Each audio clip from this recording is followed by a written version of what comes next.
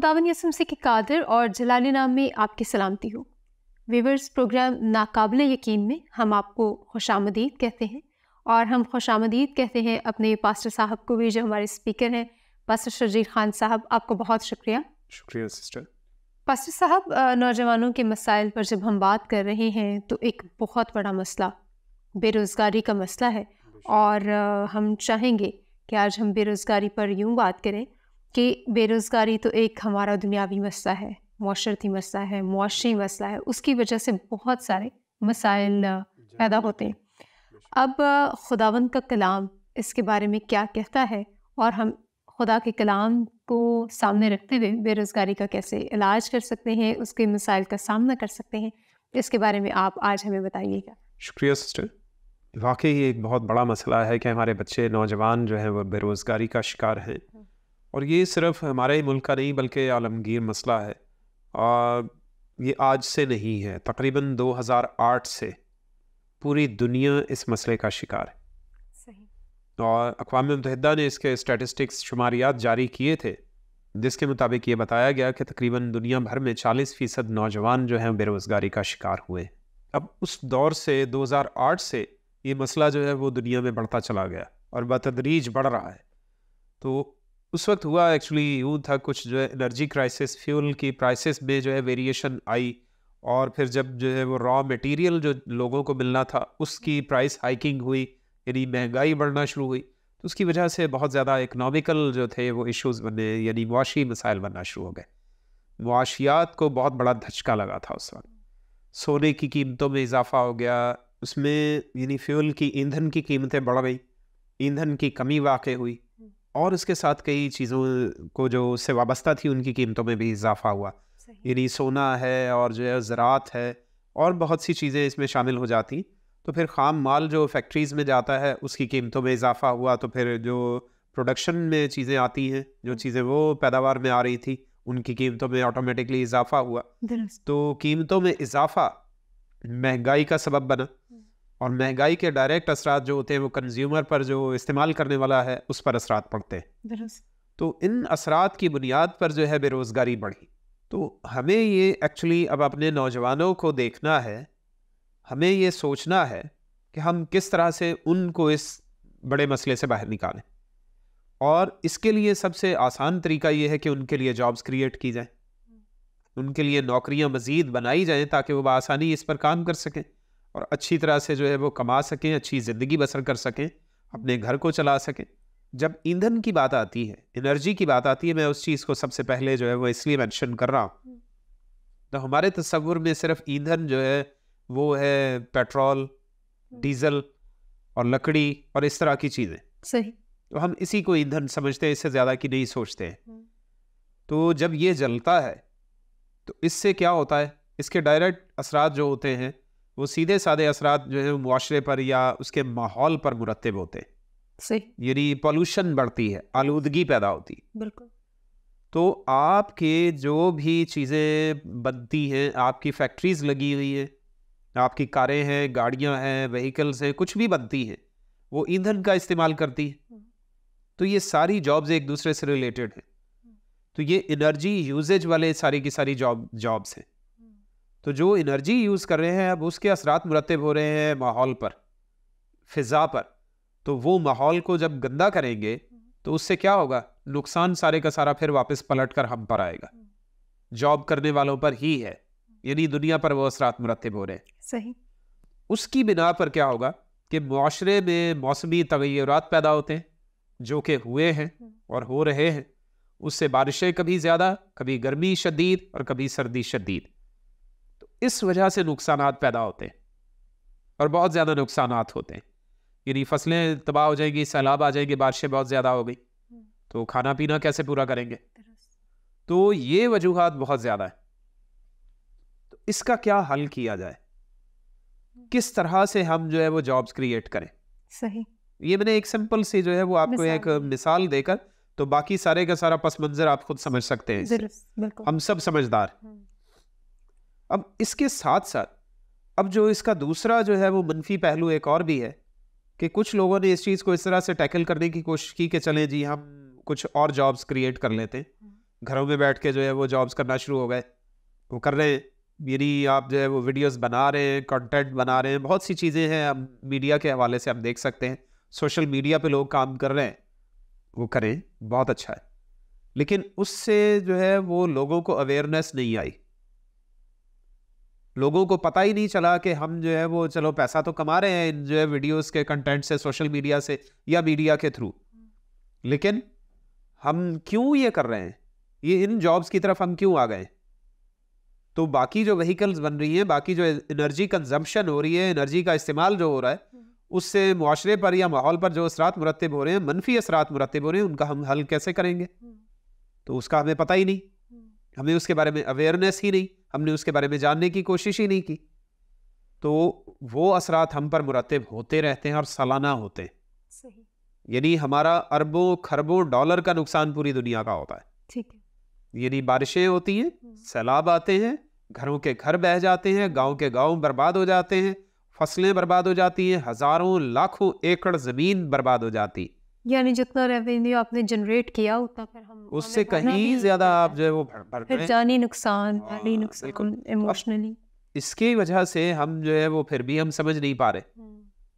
तो फिर इस चीज को भी हमें मद्देनजर रखना है। दरअसल हमारे नौजवान बार बार जो है वो सिर्फ वो यानी जल्द पैसा कमाने की कोशिश में लगे हुए कि हमने जो कुछ उन्होंने वो जिस चीज़ की तरफ, जैसे हम भाई से बात कर रहे थे एक से, तो उन्होंने कहा कि हमारी दुनिया जो है वो यानी हमारे नौजवान जो है वो एक्सपोजर उनका बहुत ज़्यादा है, यानी मीडिया के थ्रू। बिल्कुल दुरुस्त है, इंटरनेट के थ्रू। तो इस पर जो हमें कुछ ना कुछ सोशल मीडिया पर या मीडिया पर जो गाइडलाइंस होनी चाहिए थी वो नहीं है। वालिदैन को जिन चीज़ों का पता होना चाहिए था वो पता नहीं है, वो इस बारे में मालूमात नहीं रखते, वो अवेयर नहीं है, उनके पास वो इन्फॉर्मेशन नहीं है, ठीक है, उनके पास वो नॉलेज नहीं है। दूसरा ये कि हमारे जो इदारे हैं वो इस चीज़ को प्रमोट नहीं कर रहे। सही। हमारे मीडिया पर ये सिखाया नहीं जा रहा। यानी बहुत से ममालिक में जैसे यूरोप है, जैसे मगरिब है, उसमें ये जो है वो चीज़ों पे जो है वो एज लिमिट लिखी होती है कि फ़लाँ चीज़ फ़लाँ उम्र के बच्चे देख सकते हैं, फ़लाँ उम्र के लोग देख सकते हैं, फ़लाँ उम्र के लोग नहीं देख सकते। तो वो चीज़ें हमारे मुल्क में या हमारे एशियाई ममालिक में बहुत सी जगहों पर नहीं है, जिसकी वजह से वो बहुत नुकसानात का सामना करना पड़ता है।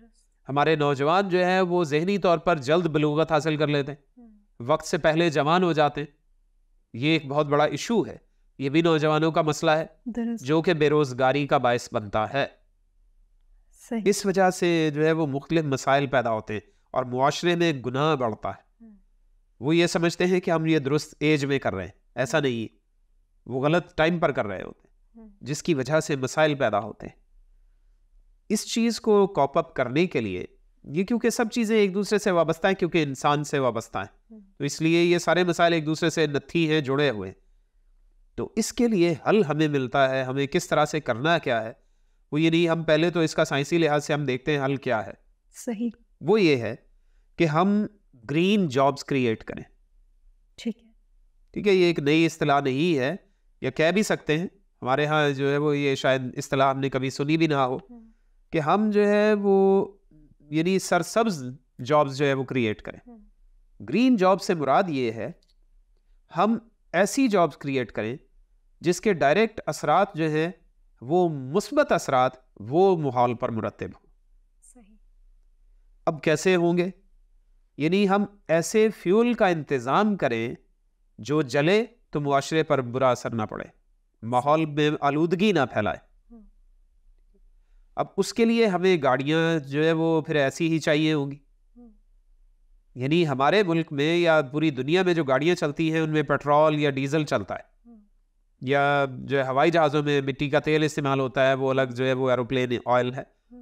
तो उन सब चीज़ों का हम कोई जो है वो और नेमल बदल तलाश करें, कोई ऐसी चीज़ तलाश करें कि उसको हटाकर हम क्या है वो बासानी अपनी व्हीकल्स भी चलाएं और सफ़र भी करें और माहौल भी आलूदा ना हो, हमारे बच्चे बीमार भी नहीं होंगे। सही। जैसे सोलर सिस्टम। बिल्कुल है, जैसे कि हमारे सोलर पैनल्स हैं, वो उससे जो है वो एनर्जी जनरेट करें और फिर उसको यूटिलाइज करें। लेकिन उसका ये है जब तक सूरज है तब तक आप तो जो है वो सोलर पैनल्स का इस्तेमाल कर सकते हैं, सोलर रिचार्जर्स का इस्तेमाल कर सकते हैं। लेकिन उसके साथ हम इजाफा भी तो कर सकते हैं कि सूरज से हासिल होने वाली तवानाई जो होती है, जो तवानाई वो हमें देता है, हम उसको स्टोर कर सकें। जी। हम उस चीज की तरफ क्यों नहीं सोचते? हम सूरज की रोज की तवानाई, यानी सोलर पैनल्स गाड़ियों पर लगे हुए, उससे वो एनर्जी तो उसे हासिल हो रही है ताकि वो उससे बिजली पैदा हो और गाड़ी चले। इलेक्ट्रिकल कार्स हो जाएंगी, और हैं भी बहुत सी। हम उनको सोलर पैनल्स लगाएं, लेकिन साथ में ऐसे कैपेसिटर्स तैयार करें जो अपने अंदर एनर्जी स्टोर भी करते चले जाएं। और एक दिन, 2 दिन, 4 दिन, 1 हफ्ता अगर फर्ज कीजिए सूरज नहीं निकलता, तो भी उसमें एनर्जी इतनी मौजूद हो कि गाड़ी आपकी चलती रहे। इसके साथ साथ यानी कि ऐसी चीज़ें जो है वो क्रिएट की जाएं। यानी अब तो जो है वो खैर तरक्की हो रही है, अब सोलर पैनल्स भी बहुत छोटे साइज में आने लगे हैं, जो बहुत पावरफुल भी हैं और काफ़ी ज़्यादा एनर्जी वो जनरेट कर रहे थे। लेकिन हमें ये करना है कि हमें उसे स्टोर भी करना है और ज़्यादा देर तक वो महफूज भी रहे और सेम हालत में भी रहे। जैसे मिसाल के तौर पर हमारे रिचार्जेबल सेल होते हैं, ये बैटरी सेल्स जो होते हैं वो रिचार्ज हो जाते हैं, तो उनमें काफ़ी देर तक एनर्जी रहती है। सही। लेकिन ज़्यादा अरसे तक वो चले और हमें जो है वो उसके नुकसानात भी ज़्यादा ना हो। मैंने कभी सुना था, ये काफ़ी अरसा पहले की बात है, कुछ जो है वो 8-10 साल पहले की बात है, कि किसी कंपनी ने कोई ऐसी बैटरी तैयार की है, ऐसा सेल तैयार किया है जो बैटरी पूरे 100 साल तक चल सकती थी। मैंने सिर्फ सुना था, मुझे पढ़ने को नहीं मिला, लेकिन मैंने सिर्फ सुना था। सही। मुझे नहीं मालूम, फिर उसके बाद वो फिर दोबारा ये खबर सुनने को कभी नहीं मिली। सही। लेकिन यानी ऐसा पॉसिबल होना चाहिए और हो सकता है, क्योंकि जब आप 1 हफ्ता एक एनर्जी स्टोर कर सकते हैं तो फिर इसका मतलब है उसमें कैपेसिटी बढ़ाइए कैपेसिटर की, तो खुद ब खुद उसमें कुछ ना कुछ जो है वो ऐसा आप कर लेंगे कि आप जो है वो उसमें 100 साल तक एनर्जी स्टोर कर पाएं। तो जब ऐसे होगा, आप 1 साल के लिए एनर्जी स्टोर कर लें तो बहुत बड़ी बात है, तो आपको दोबारा फ्यूल जलाने की ज़रूरत नहीं। तो इस तरीके से क्या होगा, ये है ग्रीन जॉब। आप वैसी ही गाड़ियां बनाएंगे और उन लोगों को जो बेरोजगार हुए हैं आप उनको वहां जॉब देंगे। सही। फिर आप ऐसी ही गाड़ियां चलाएंगे तो उन लोगों को जॉब्स मिलेंगी, ड्राइवर्स की जॉब्स मिलेंगी, और भी बहुत सी जॉब्स हैं। वो क्या है, वो अपने घर का अच्छा इंतजाम कर पाएंगे। ये है ग्रीन जॉब्स। अब ये तो इसकी एक मिसाल हो गई। अब इसके बाद जो इसकी दूसरी मिसाल है, अब दूसरी ग्रीन जॉब किस तरह से क्रिएट की जा सकती है कि हम जो हमारे ऑफिस से जो एक्स्ट्रा पेपर्स या बहुत सी चीज़ें जो कचरा बनता है या निकलता है, वो सारे का सारा वेस्ट, उसको हम एनर्जी में कन्वर्ट करने के लिए इस्तेमाल करें। सही। सिंगापुर पूरे का पूरा कचरे की बिजली पर चलता है जी। पूरे का पूरा सिंगापुर जी वो कचरे से बनने वाली बिजली पर चलता है। यानी उनका कचरा वेस्ट नहीं होता, लेकिन उनको उसे जलाकर उसे जो है वो मीथेन गैस में कन्वर्ट करना पड़ता है या एनर्जी में तब्दील करना पड़ता है। तो उसके जलाने के असरात तो धुएं की सूरत में और भी बहुत सी चीज़ों की सूरत में कुछ ना कुछ तो मुआशरे पर या माहौल पर मुरतब होते ही हैं। लेकिन वो फिर भी साइंटिस्ट जो है वो लगे हुए हैं, उसमें से धुएं को भी साफ करके वो फिर बाहर निकालते हैं। वो बड़ी मेहनत से इस चीज़ में ताकोदाव में लगे रहते हैं। सही। ये अच्छी चीज़ें हैं। हमें इसी चीज़ को देखना है कि हम किस तरह से इस तरह अपने लिए भी क्रिएट कर पाएं। हम अपने लिए कैसे जो है वो ऐसी चीज़ें तैयार कर सकते हैं। हम पानी से गाड़ियां क्यों नहीं चला सकते, ऐसा सोचने की ज़रूरत है। हमें ऐसे इंजन तैयार करने की ज़रूरत है जो पानी से चलने वाले हैं, यानी पानी से वो ईंधन बनाए, पानी को ईंधन के तौर पे इस्तेमाल किया जा सके। सही। और तो और हमें ऐसे देखना चाहिए कि जो खारा पानी है, जो ख़राब पानी है, हम उसको यूटिलाइज करें, उसको साफ भी करने वाला उसमें इंजन में मौजूद हो, ठीक है, और फिर उसके बाद उसे ईंधन में कन्वर्ट करने वाला भी हो, और जब वो साफ कर ले तो वो ही जो है वो रिसाइकल भी हो पानी। यानी उसमें एक ही जो है वो इंजन में 2-2, 3-3 फंक्शंस वाला सिस्टम मौजूद हो। सही। लेकिन हमें इसके लिए यानी सोचना है, सर जोड़कर बैठने की ज़रूरत है कि हम इस पर ज़्यादा से ज़्यादा बेहतर तौर पर काम कर पाएँ, तो ये फिर फ़ायदामंद होगा। तो मेरा जो है वो ये नज़रिया है, हम उस कचरे को भी लें और उसको इस्तेमाल करें। उसको जो है वो एक तो छांटी किया जाता है, वो वैसे की वैसे ही जो है वो उसमें रोज़गार में इस्तेमाल होगा, यानी बहुत से लोगों की जॉब्स बनेगी उससे भी। फिर उसको इस्तेमाल किया जाए, यानी ड्राई वेस्ट को अलग किया जाए, वेट वेस्ट को अलग किया जाए, गीला कचरा है, खुश्क कचरा है, सबको अलग अलग किया जाए, और फिर उसमें मेटल्स आती हैं और भी, यानी कि तमाम कैटेगरीज को अलग करने का निज़ाम होता है और किया भी जाता है। तो सारे वेस्ट को अलग अलग जो है वो तरीकाकार से उससे एनर्जी जनरेट की जाए। मेटल को वापस रिसाइकल किया जा सकता है, कांच को वापस रिसाइकल किया जा सकता है, प्लास्टिक को इस्तेमाल करना कम से कम किया जाए। और प्लास्टिक जो है वो इसराइल के एक डॉक्टर हैं, इसराइल की एक जो है वो साइंटिस्ट हैं, और यूनिवर्सिटी में जो है वो अभी रिसेंटली उन्होंने शायद जो है वो अपनी ग्रेजुएशन की होगी, यानी पोस्ट ग्रेजुएशन। तो उन्होंने जो है वो ऐसा प्लास्टिक तैयार किया है जो पानी में हल हो जाता है, और वो बायोडिग्रेडेबल, ये इसको नाम दिया जाता है। जो चीज़ें पानी में हल हो जाती हैं और जो है वो नुकसानदेह नहीं होती, वो बायोडिग्रेडेबल कहलाती। तो वो उसने बायोडिग्रेडेबल प्लास्टिक बना लिया है, और ये आज से नहीं तकरीबन 5 साल हो चुके हैं इस बात। तो ये थैलियाँ, ये प्लास्टिक की थैलियाँ, प्लास्टिक की चेयर्स, प्लास्टिक की चीज़ें, ये इनको वेस्ट होने में प्लास्टिक की थैली को, एक थैली को 500 बरस लगते हैं। ठीक है, तो अब उस चीज़ से आप छुटकारा पा लें। आपका पीवीसी की जो इंडस्ट्री है, आप उसको जो है वो बायोडिग्रेडेबल प्लास्टिक में कन्वर्ट कर दें। बिल्कुल, आपके जो है वो बेहतरीन सिस्टम चल पड़ेगा। आपकी जॉब क्रिएशंस हो रही हैं, और वो सारी की सारी ग्रीन जॉब्स होंगी। जितने भी एम्प्लॉइज होंगे सारे के सारे वो ग्रीन जॉब कर रहे हैं। आप घर बैठे कुछ ऐसा निज़ाम स्टार्ट करें, आप कुछ ऐसी चीज़ें तैयार करें, कपड़े ऐसे तैयार करें जो प्लास्टिक, जिनमें जो है वो पॉलिस्टर कम से कम हो, तो जो नुकसानदेह ना हो। यानी अच्छी चीज़ें तैयार करने में कोई हर्ज नहीं है, मैं मना नहीं कर रहा, ना मैं खिलाफ हूँ किसी के, हरगिज़ नहीं। मैं सिर्फ ये कह रहा हूँ कि उसको एक जगह से दूसरी जगह शिफ्ट कर लें, यानी उसको बुरी चीज़ से अच्छी चीज़ में कन्वर्ट कर लें, तब्दीली ले आए उसमें। बिल्कुल, ताकि ग्रीन जॉब्स हों। हमारे नौजवानों को आप सिखाएं, ट्रेनिंग्स दें, उनको तरबियत दें, इंस्टीट्यूट में ऐसे सब्जेक्ट्स पढ़ाए जाएं, और साइंटिस्ट हैं, हमारे प्रोफेसर हजरात हैं, उस्ताज़ा कराम हैं, सब जो है वो काबिल सद एहतराम हैं।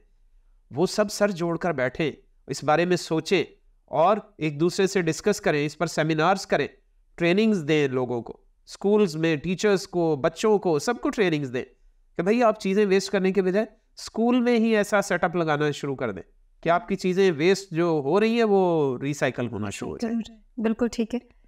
और इसके अलावा फिर तीसरी किस्म है एग्रीकल्चर। ठीक है, सबसे बड़ा जो है वो डिपार्टमेंट है पूरी दुनिया का। तो एग्रीकल्चर में हम जो है वो क्यों नहीं काम करते, हम क्यों नहीं अच्छी जॉब्स क्रिएट करते। एग्रीकल्चर को इस पैमाने पर ले जाइए, अब जो है वो पूरी दुनिया में बिल्डिंग्स बेतहाशा हैं, कंक्रीट आप खड़ा करते चले जा रहे हैं, खड़ा करते चले जा रहे हैं, और बिला सोचे समझे कि उसके क्या बुरे असरात आपके माहौल पर मुरतब हो रहे हैं और आपके मुआशरे पर मुरतब हो रहे हैं, वो नहीं हम सोच रहे।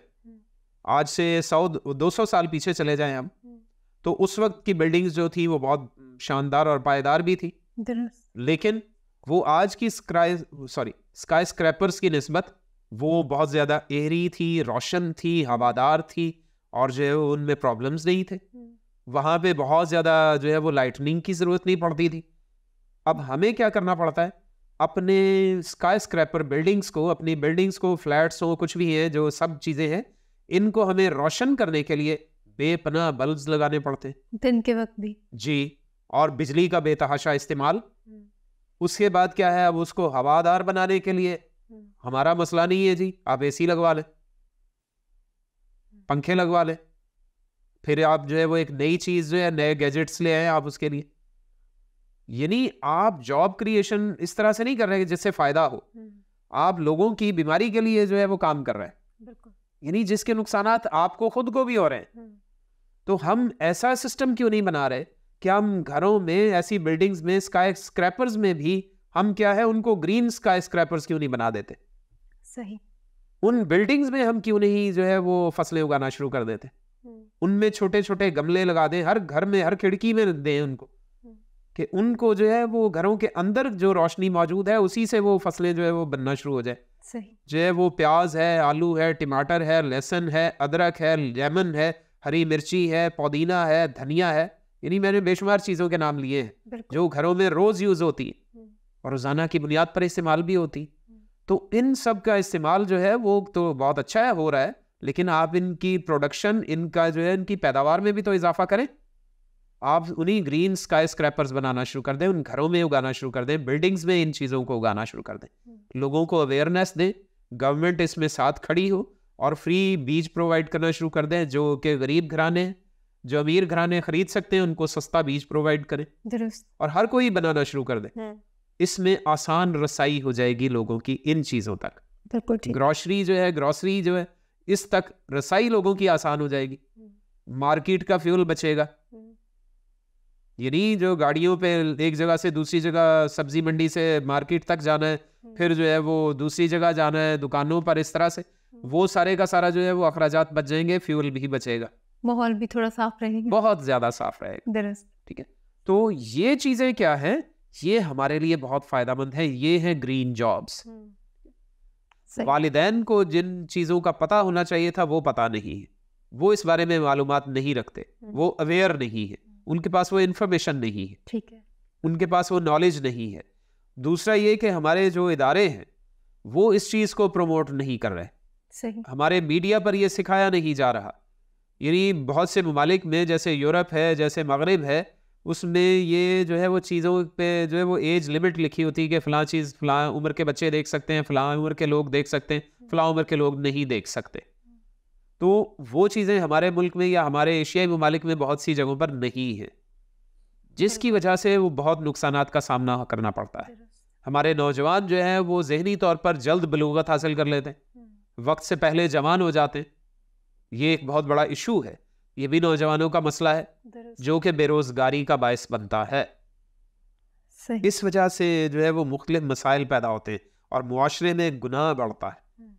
इसके अलावा अब जो है वो आखिरी बात जो है वो ये है कि हम जो इस तरह से लैंड को कवर करते चले जा रहे हैं और अपने इमारतें खड़ी करते चले जा रहे हैं जी, जो रकबा हम जो है वो इस्तेमाल कर रहे हैं, हम फैलते चले जा रहे हैं।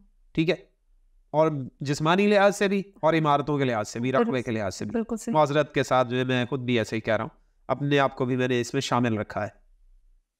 यानी क्या हो रहा है, हम यानी कुदरती माहौल को हम सुकेड़ते चले जा रहे हैं, वो सुकड़ता चला जा रहा है और हम फैलते चले जा रहे हैं। कंक्रीट का जंगल बनता चला जा रहा है। पहले दरख्तों के जंगल और दरख्तों के बागात होते थे, अब जो है वो बिल्डिंग्स के जंगलात और बिल्डिंग्स के बागात बन गए। तो हम क्या है, दुनिया पर तबाही लाने के लिए सामान कर रहे हैं और अनकरीब अपने ऊपर ले आने वाले। अगर यही हाल रहा तो बिल्कुल उस चीज से हम क्यों नहीं बचते? दुरुस्त। और पास्टर साहब, जो हमारे तरक्याती मंसूबे हैं वो भी हमेशा एग्रीकल्चर लैंड पर ही शुरू कर दिए जाते हैं, बगैर ये सोचे समझे कि हम इस प्रोजेक्ट के लिए कोई और भी तो लैंड यूज़ कर सकते हैं। लेकिन वही जो फार्मिंग के लिए बेस्ट रिसोर्सेज होते हैं, हम उन्हीं को यूज़ करके उल्टा अपना बेड़ा और वर्क कर लेते हैं, और कितने सारे फार्मर्स हैं जो जॉबलेस हो जाते हैं। बिल्कुल ऐसे ही। अब इस चीज़ को हम जो कंस्ट्रक्शन कर रहे हैं, इसको अब ग्रीन कंस्ट्रक्शन में ये कहता हूँ, मैं नाम दे रहा हूँ इसको। सही। अब ग्रीन कंस्ट्रक्शन शुरू करें। अब वो कैसे होगी? उसके लिए हम क्या करें कि सब जो जितनी भी कंस्ट्रक्शन कंपनीज हैं, गवर्नमेंट इनको अपने जो है वो साथ मिलाए और मिलकर ये सर जोड़ कर बैठे, और इसमें अच्छे लोग जो हैं, ये सब के सब अच्छे लोग, ठीक है, खुदा ने इनको बहुत ब्लेसिंग दी है, तो ये क्या करें कि बिल्डिंग्स को ज़रूर स्काई स्क्रैपर्स की शक्ल में बनाएं, लेकिन सिटी को इस तरह से डिज़ाइन करें कि उसका रकबा बहुत ज़्यादा फैला हुआ ना हो, उसको थोड़ी सी ऊंचाई दे दें, ऊंचाई बेशक दें, उसमें मंजिलें भी बनाएं, लेकिन उसके अंदर जो है वो रोशनी भी सही से आए, उसमें हवा भी खूब गुजरे। सब घरों का एक ही डिज़ाइन बना दें, सब घरों का एक ही डिज़ाइन बना दें और उनको खूबसूरत घर बनाए, उसमें पौधे भी जो है वो लगे, उसमें व्हीकल सिस्टम जो मैंने पहले ग्रीन व्हीकल सिस्टम बताया वो उसमें हो, जो ग्रीन सेवरेज सिस्टम है वो उसमें हो, और ग्रीन जो है उसमें सारी की सारी एम्प्लॉयमेंट हो। ठीक है, तो आप जो है वो सिटी को ऊपर भी उठाएंगे ना, तो आपको नुकसान नहीं होगा, आपका सारे के सारा जो नेचुरल हैबिटेट है ना वो सलामत नजर आएगा। आपके दरिया नजर आएंगे, आपके पहाड़ नजर आएंगे, आपकी वादियां, आपके जंगलात, आपके दरख्त, सब कुछ नजर आएगा आपको। आपके बच्चे खुशहाली से जिंदगी बसर करेंगे, आने वाली नस्ल जो होगी बीमार नहीं होगी, मरेगी नहीं जल्दी, बहुत सी बीमारियों के जो है वो मसाइल से आप बच जाएंगे, जहनी तौर पर आप पुरसकून हो जाएंगे। और इसकी एक बड़ी मिसाल जो है मैं खराज अकीदत पेश करना चाहूँगा, जो है वो यानी अरब कंट्रीज़ को, जिन्होंने नियोम सिटी इस तरह का तैयार किया है। उन्होंने जो है वो 34 स्क्वायर किलोमीटर्स का जो है वो एक सिटी तैयार कर रहे हैं, वो जो सहरा में बना रहे हैं वो, और उसको जो है वो तकरीबन 500 फुट की बुलंदी भी होगी उसकी, लेकिन वो हजारों एकड़ का रकबा जिसमें उसने फैलना था उसको उसने सेव कर लिया। पूरी दुनिया से जो है वो किसी भी एरिया में वो 6 घंटे में पहुंच जाएंगे, जहां 14 घंटे 16 घंटे की फ्लाइट्स थी वो सिर्फ 6 घंटे की रह जाएंगी। सही। उसके अंदर उन्होंने ग्रीन जो है वो व्हीकल्स बना के तो इस्तेमाल करनी। तो मैं उस चीज को फोकस कर रहा हूं। तो हमारा बहुत सा लैंड जो होगा यानी ये फसलों के काम आएगा, हमारी एम्प्लॉयमेंट ग्रीन ही ग्रीन एम्प्लॉयमेंट हो जाएगी। बिल्कुल ठीक। और मैं दावे से कहता हूं कि आने वाले 10 साल के अंदर अंदर आप जो है वो कम से कम 2 करोड़ नौकरियां जो है वो लोगों के लिए मुहैया कर सकेंगे। जबरदस्त।